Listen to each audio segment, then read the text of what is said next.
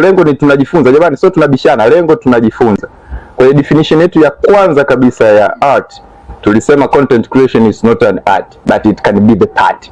So it can inaweza isiyo, lakini lazima uhusika wake kutokana na wewe sasa utakavyo direct, utakavyotumia.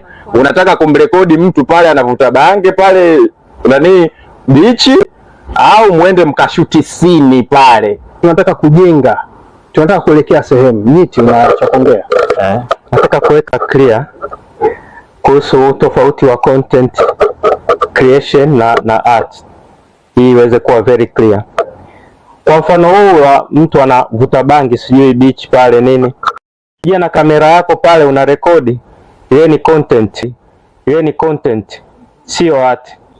Ili iwe art lazima ujue nini na nini huunda art.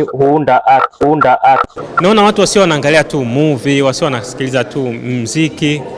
Hiyo sometimes unaangalia muziki unaona kuna vitu vya ajabu vinaimba ambavyo havina hata maadili.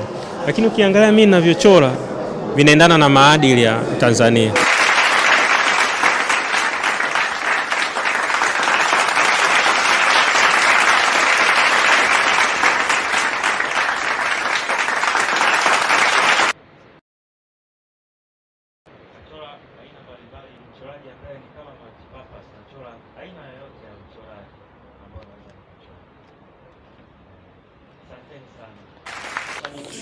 Mchoraji natengeneza content Tanzania, taifa na kimataifa.